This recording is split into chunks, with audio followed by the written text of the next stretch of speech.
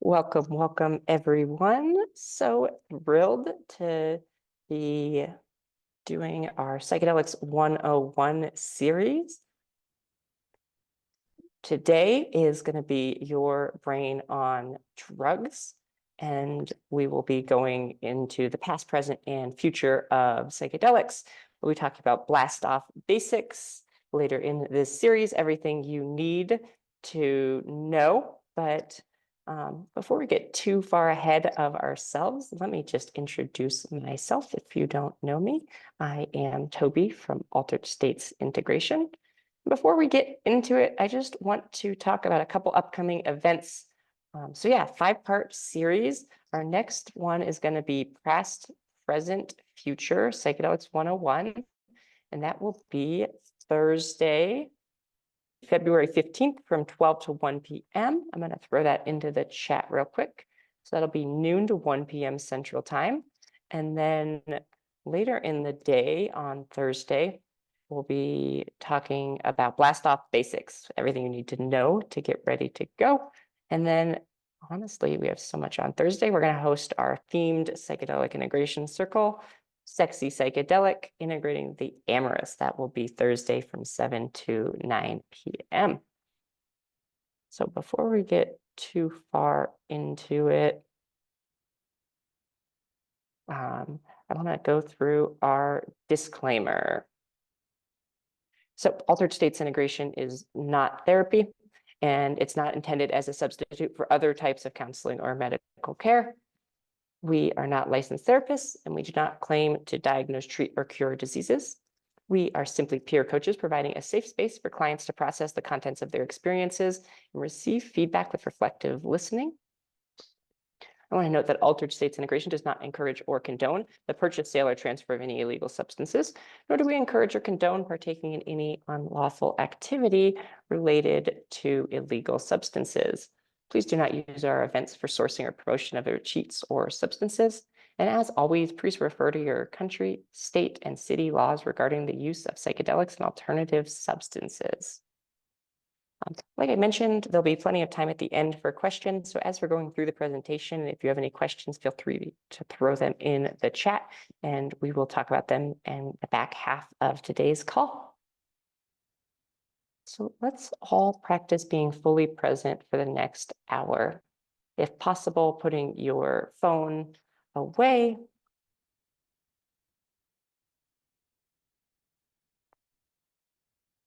And silencing your ringer if possible. We like to start every one of our events with a short meditation to help everyone become fully present in our circle. Here at Altered States Integration, this is one of our rituals. So starting just by closing your eyes if that feels comfortable, and just taking a moment to lean into your body. Really just notice what's alive right now for you. There's no right answers. There's no wrong answers. Mindfulness is just a practice of noticing. Let's start off with 3 deep mindful breaths just to really come into this space together. Starting off by exhaling all of the air out of our lungs. Inhale deeply through our nose, really feeling our lungs expand. And exhaling, feeling your body relax. Doing that again, inhale deeply through the nose. And exhaling out through the mouth. And for our last breath, maybe taking the deepest, most mindful breath you've taken all day. In through the nose, really feeling your lungs fill up. And exhaling fully and completely, letting your lungs empty. And then letting go of that focus, returning your breath to its normal pace. And just slowly coming back to the Zoom room. Wiggling your fingers and your toes. Welcome back, everybody. All right, let's get started.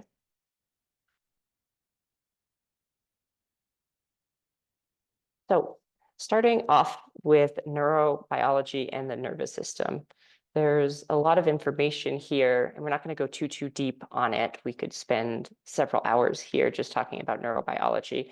I want to make sure we get to more of the psychedelic content. But if you know me, you know that I love definitions. So I just want to start off with a definition about neurobiology. So neurobiology is a scientific field in which researchers study the nervous system and brain function. One of the most important things I think to note here is that this is a relatively new field of study. It wasn't until the late 1800s that humans even discovered that the brain was made up of nerve cells and individual neurons. There's in fact billions upon billions of neurons in your nervous system.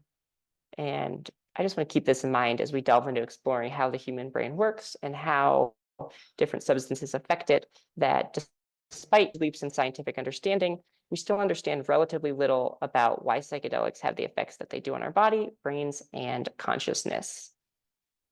So psychedelics have actually been a really instrumental tool in helping scientists understand different aspects of how the human brain works. So let's get into it. Starting off with the central nervous system. So we kind of have two different parts of our nervous system. There's the central nervous system, which is our brain and our spine. And then we have our peripheral nervous system. So our peripheral nervous system is everything that's not part of the brain and the spine, our extremities, our legs, our toes. All of that is part of the peripheral nervous system. So the central nervous system is responsible for sending information from the brain as well as receiving it from the external world and processing that, right? You touch something, the stove is hot. That's the peripheral nervous system communicating with your central nervous system. And then really like pulling your hand away from the hot stove with reflexes. That's the central nervous system really coming on board. Something I think is really interesting to note is just the ability of neurons to grow in an adult and their power to create new connections is something that's really an important part of this whole thing. Psychedelics, neuroscience, really like the ability of these cells to regroup themselves, I think is really fascinating. And honestly, one of the reasons that psychedelics are in the limelight as growth potentiators currently. All right, so let's dive a little bit deeper, right? So we have two different parts, I would say, that are the most important to kind of understand in this field. So we have our nerve cells. Those are the really long, skinny nerve cells. You can see over in this diagram that they don't actually touch. There is empty space in between them, and that's kind of where neurotransmitters come in. So neurotransmitters are the abilities to talk from different nerve cells. And this is a really big part of how our brain and body works. And we'll get into that a little bit deeper as we get into it. So talking a little bit about the neurons, the neuron consists of a cell body. It consists of the dendrites. Those are the little wavy things on the end. And then it has the axon. The axon is where the electrical impulse goes from one nerve to the next. Then, like I said, neurotransmitters are the chemical messengers released by neurons that target certain receptors on the cells. And this is kind of how information is transmitted across different neurons. What do neurons and neurotransmitters do? Well, they do so much. Neurotransmitters are responsible for the regulation of our mood. They're responsible for the controlling our movement.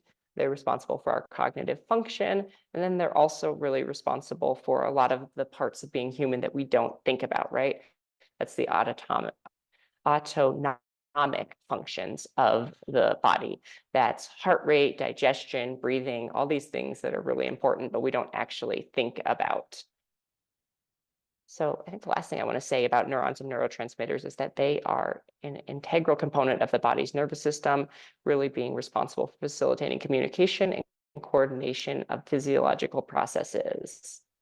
And understanding their roles and interactions is crucial for advancing neuroscience and developing treatments for neurological and psychiatric disorders. And I think this is really where psychedelics are going to come into play in the next century as modern mental health medicine.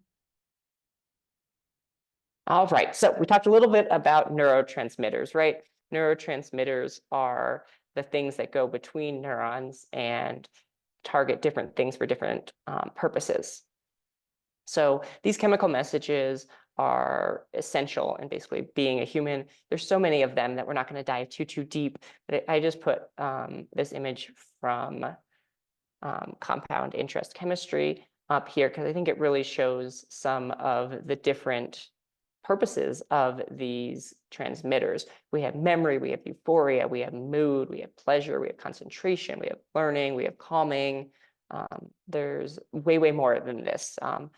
They are continually discovering more, but there's at least 40 different neurotransmitters used in the human brain and nervous system.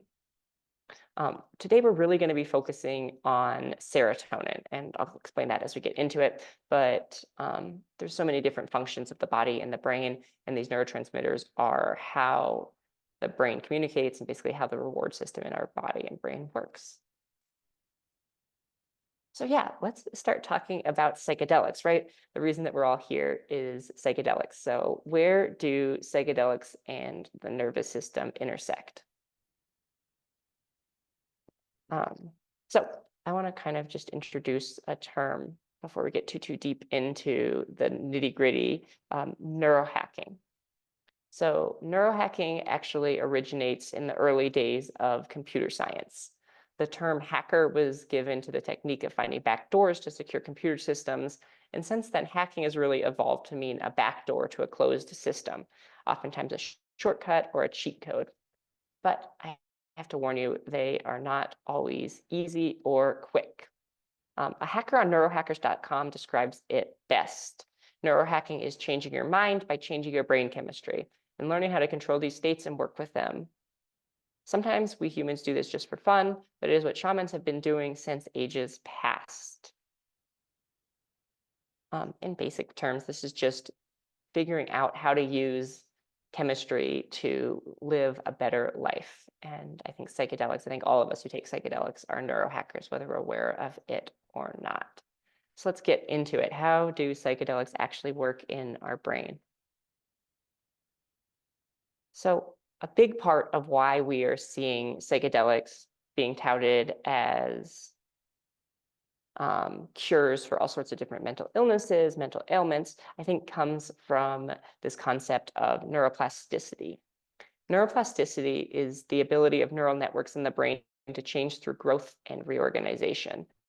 These changes can range from individual neuron pathways, making new connections, right? One new cell talking to a different new cell, to systematic adjustments like cortical remapping, right? They can do big top-level readjustments as well. So on the right, we have an image from a study that Dr. Olson did in 2018, and he studied a couple different psychedelics. He studied LSD, DMT, and then a novel psychedelic called DOI. And his study found that all of these substances were responsible for increased neurite growth, increased spine density, and increased synaptogenesis. So that's a lot of big fancy words to basically say that there's more connections after psychedelics. So if you look at the top, we have a nerve cell where it just has a couple connections, both on like the individual cell on the right, as well as on the longer axiom on the right, on the left. And then if we look below, we see all of these new connections, and psychedelics are directly responsible for promoting and making new connections in our brain. So neurotransmitters. We're going to mostly focus on serotonin as we talk about neurotransmitters. So what does the serotonin system do? The serotonin system is responsible for positive mood, bowel function, sleep, nausea, bone health, appetite, sexual desire. It does a lot. Fun fact, 70 to 90% of our serotonin is actually made in the gut. There's a lot of research coming out about why gut health is really important to mental health. And I think this is one of the things that we'll increasingly discover is that increased gut health equals increased serotonin production. So in this image, you can see the similarities between serotonin and classic psychedelics, right? They have this ring attached to a tail. And there's really magic things that happen in the serotonin system, and psychedelics, psilocybin, DMT, LSD, as well as some other ones that we'll get into, they are able to affect the serotonin system because of their similarity in shape. They fit into the same neurotransmitter. The receptor is the 5-HT2A receptor, but we don't necessarily need to know that. We just need to know that they work on the serotonin system. I'm not sure if any of you have seen this image before, but I think this is really cool in terms of visualizing how important and potent the effects of psilocybin can be on the human brain.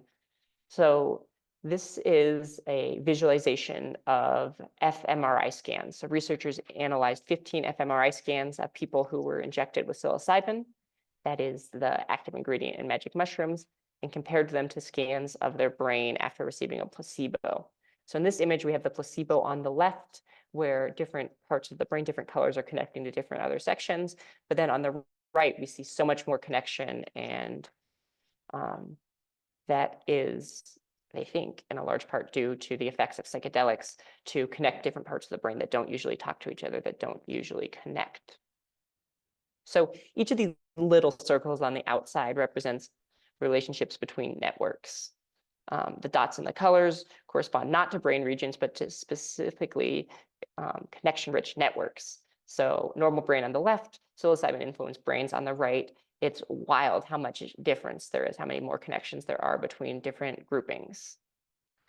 After the psilocybin dose, suddenly these networks are cross-linking like crazy, but it's not really in a random way, right? There's seems to almost be like this order, this sacred geometry-esque aspect to this connection, which I think is pretty cool. So before we talk about the common psychedelics, I just want to talk about one more thing on a neurobiology level, and that is the default mode network. So the default mode network is, again, something that we're not super sure what exactly is going on. A large part of our studying the default mode network comes from psychedelics, and psychedelics really exploring the importance of this in human health. But the default mode network is a group of brain regions that is actually more active when one is at rest, which makes it pretty hard to study, right? So when people are in an MRI machine and they're studying them, they're sitting there at rest. This part is pretty active. So, and then it's less active when we're engaged in activities. There's not even actually a general consensus on what part of the brain should be included in the default mode network. Scientists haven't figured that out fully. But it does seem to be responsible for self-reflection, self-criticism, and even just like our sense of self, the ego as a whole. So inactivity, when this system is underactive, at rest, kind of just doing whatever it wants, seems to be related to a variety of mental illnesses. The cool thing, at least for me, is that not only do psychedelics seem to affect this area in the brain in a way that's helpful for overall well-being, but also mindfulness. People who are lifelong meditators or yogis are much more in tune with this area of their brain. It's less active when they're at rest than other ones. Yeah, so that's all I want to say on that. Let's get into talking about some common psychedelics and how neurobiology interacts with them.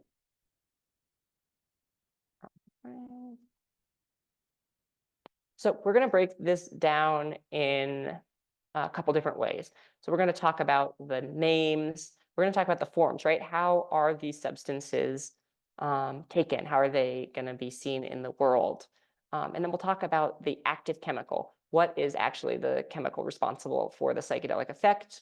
We'll talk about the classification of the chemical structure. We'll talk about what neurological receptor is active. We'll talk about different ways that you can take these drugs, and then we'll talk about the approximate length of the experience. And then we will talk a little bit about common doses. So this is not necessarily a recommendation to take these doses. This isn't even my research. This comes from Psychonaut Wiki. They're a great resource for getting information. So I just want to caution everyone as you're taking psychedelics, especially if it's a new batch or a new substance, to start low, go slow, because everyone responds differently to these substances. All right, let's get into it and talk about some psychedelics. All right, starting us off are psychedelic mushrooms, right? I think most of us probably know about these magic mushrooms, shrooms. How are you going to see these? Well, classically, you would see these as just the mushroom fruiting body, right? Classic mushroom. But increasingly, we're seeing extracts and candies and chocolates being made out of these substances. The active chemical in these is psilocybin. Psilocybin is a tryptamine that acts on the serotonin receptor. At least with this substance, you're only really going to see it taken orally. It lasts between 6 and 8 hours. And then down at the bottom, we have our common doses. 100 to 200 milligrams is our microdose, a social dose. That is to say, a dose that you're altered but present. That's going to be between 500 and 2,000 milligrams. This depends a lot on the potency of each individual mushroom. Your set and setting obviously has a huge effect on this. And then I'd say heroic doses generally change depending on who we are, but at least according to Psychonaut Wiki, about 3,000 milligrams and above, that's 3 grams and up, are a heroic dose of this substance. All right. Next, we have mescaline-containing cactuses. So there's 2 most common mescaline-containing cactuses. That is the peyote up top.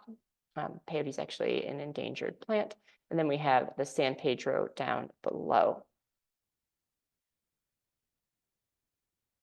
So these come in a couple different forms.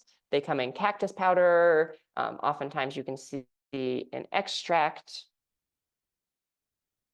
isolate.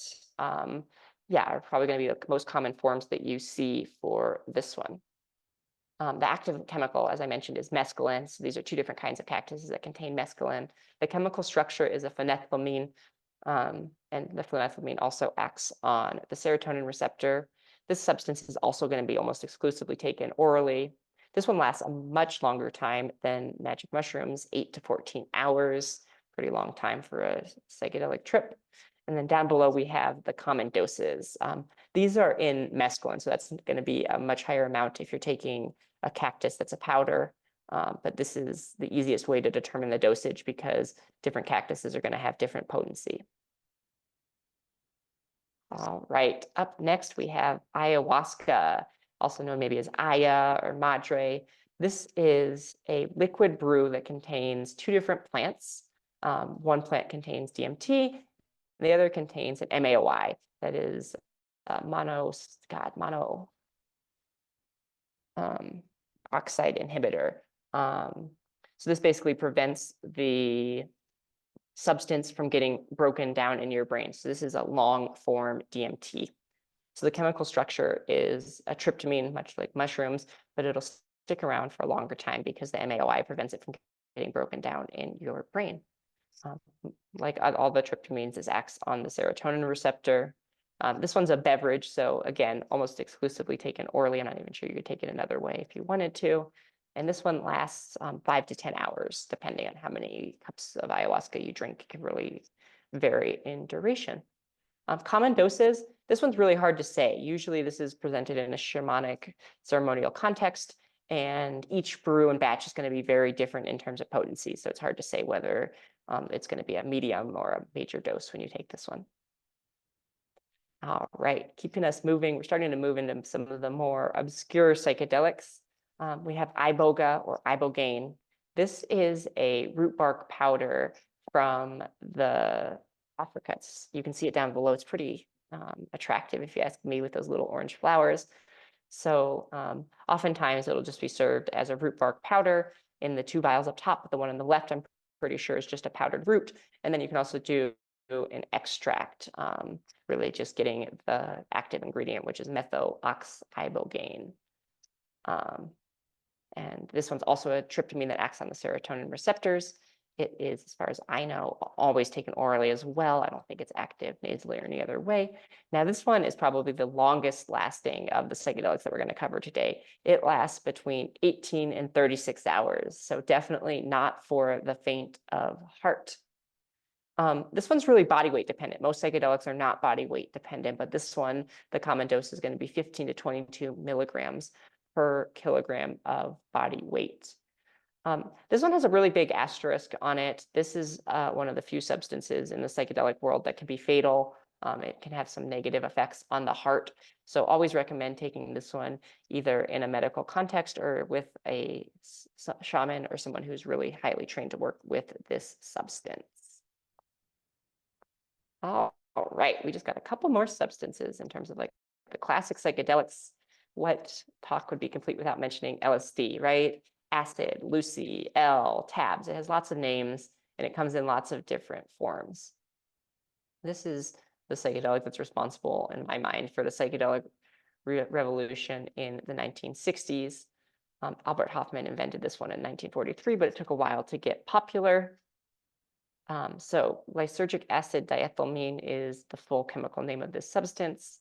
It is lysergamine, and like many of the psychedelics, it acts on the serotonin receptor. It is taken oral as well. It lasts 8 to 15 hours. And then our common doses is down there. We have it broken up by our microdose, our social dose, and then our heroic dose, right? That big, oftentimes out-of-body experience starts at 150 micrograms. All right, I think we just got two more. So we have MDMA, ecstasy, Molly, XE, lots of names for this one. And this one comes in a couple different forms. So we have the pressed pills down below are like the classic way that it's seen in like rave culture. And then up top, we have the more pure isolated form. So that's a crystallized version of MDMA. So the active chemical in this one is obviously MDMA. It's an amphetamine, so it's a stimulant. And this one acts on the serotonin receptor. The other psychedelics in this class that act on the serotonin receptor, they are partial antagonists, which means they activate it. This one is a full antagonist, so it really dumps a bunch of serotonin into your brain. So this one is the most serotoninogenic substance in this grouping. This one has a couple different ROAs, routes of administration. You can take it orally, you can take it nasally, you can even take this one rectally. This one lasts between 3 and 6 hours.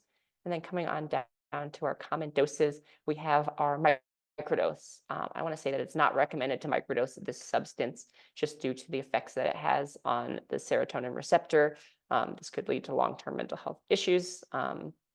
So coming down to like a social dose that's between 20 milligrams and 150 milligrams, then anything over 150 milligrams is a heroic dose. Unlike some of the other psychedelics, this substance isn't like more pleasurable or more trippy the more you go. Once you start pushing past 150 milligrams, you really start getting into the side effect territory. And we'll talk about those in just a second for all of these substances. But with this one, I think you really kind of want to stay between 20 milligrams and 200 milligrams would be really off the cusp from Psychonaut Wiki.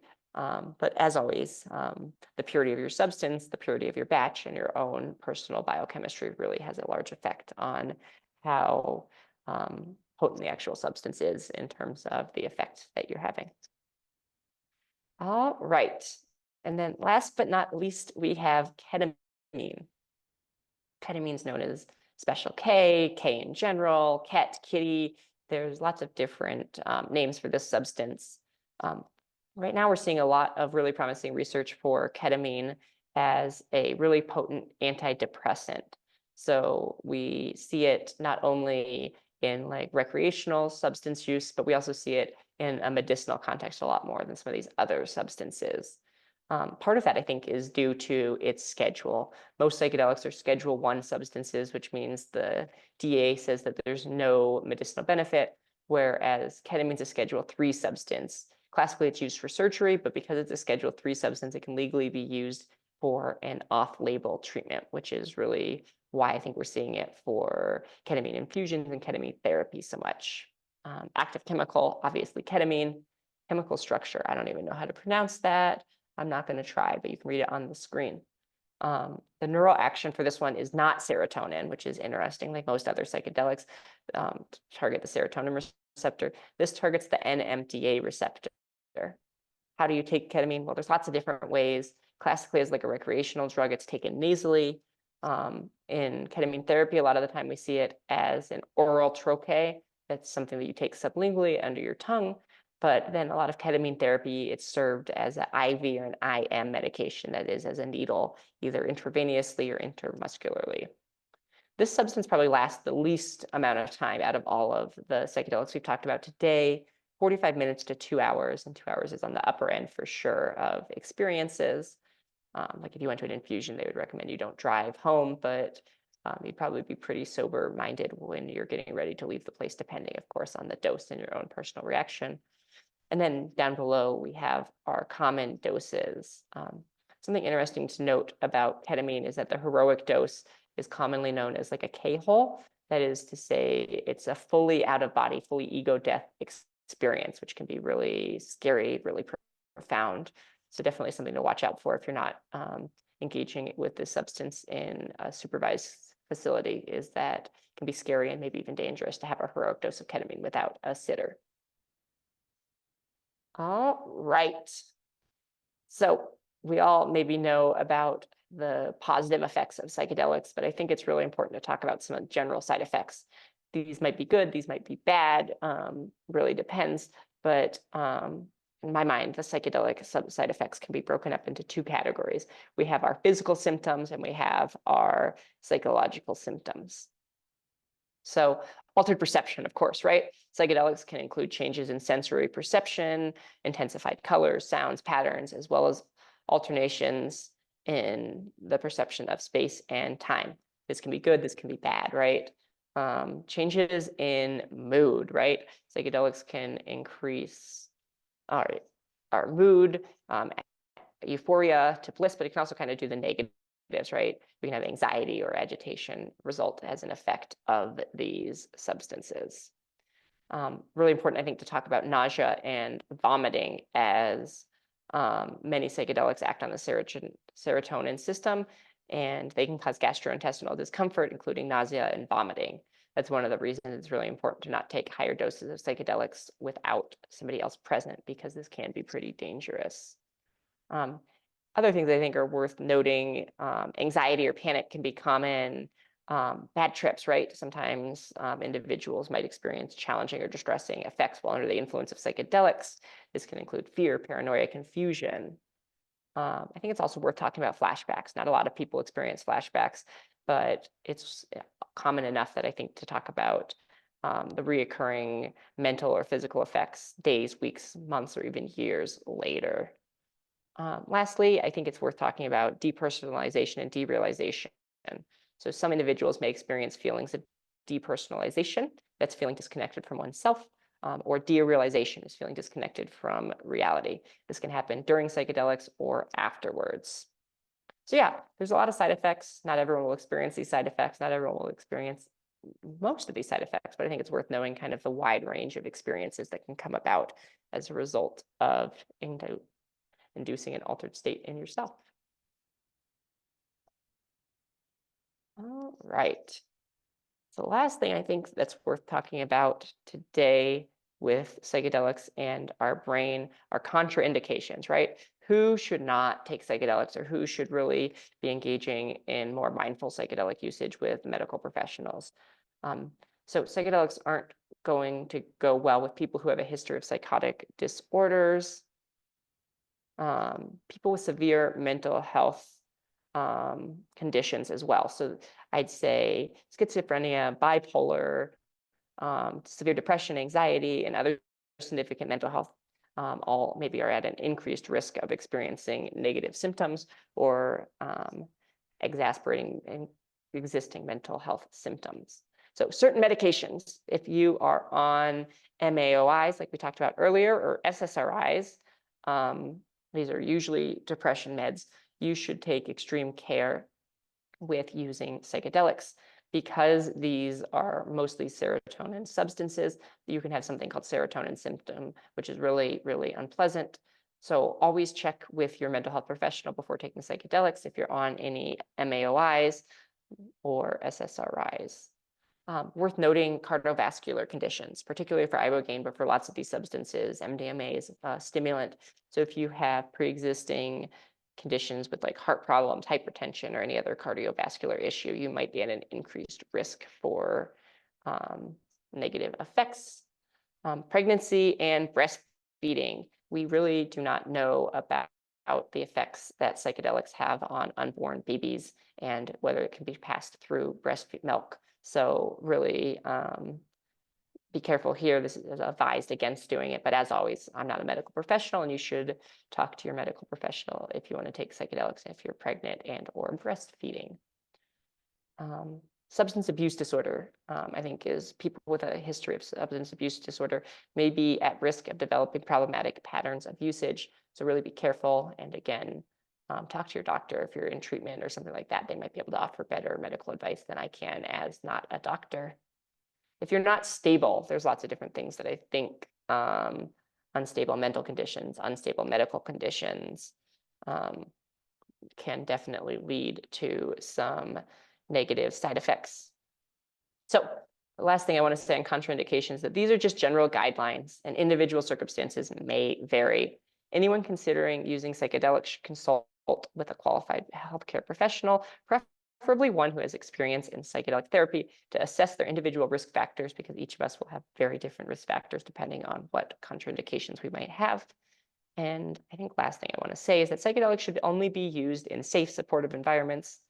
And if you're trying to use them for therapeutic purposes, the benefit of guidance of trained professionals cannot be overstated. All right, we have a lot of information. So if any of these topics really piqued your interest, I want to direct you towards some of our pre-recorded education. Obviously, today is just a 101 class. So if anything was like interesting to you, we have a whole class on that. So I will throw a link to our recorded webinars in the chat, if my computer will cooperate with me. And there's a lot of depth that we can go into. All right, well, that I think is all that I have. If you want to follow us on Instagram, we post psychedelic memes, upcoming events, all sorts of different things in the Instagram. So feel free to scan that QR code. I just threw all of our recordings in the chat as well if you want to check out some of our pre-recorded content. And that's all I have. If you want to throw your questions in the chat, we have about 17 minutes to cover whatever you're interested in about your brain on drugs that maybe I didn't hit or you'd like some more clarity on. Thank you so much for coming out to this very special presentation from Altered States Integration.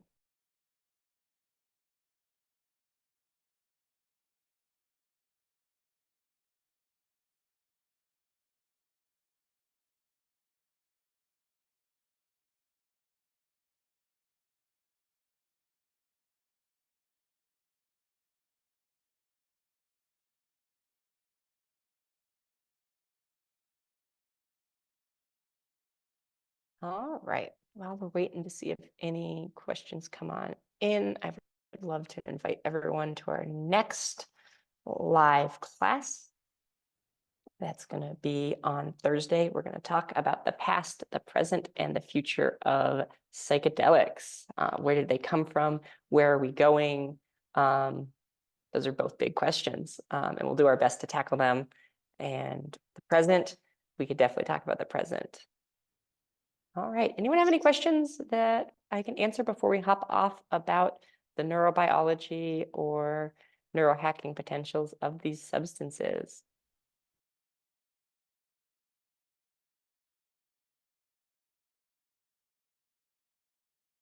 Yeah, did we go through the various psychedelics and what healing they are best for? I think this is a good question. I touched on it a little bit. I think it's really highly personal.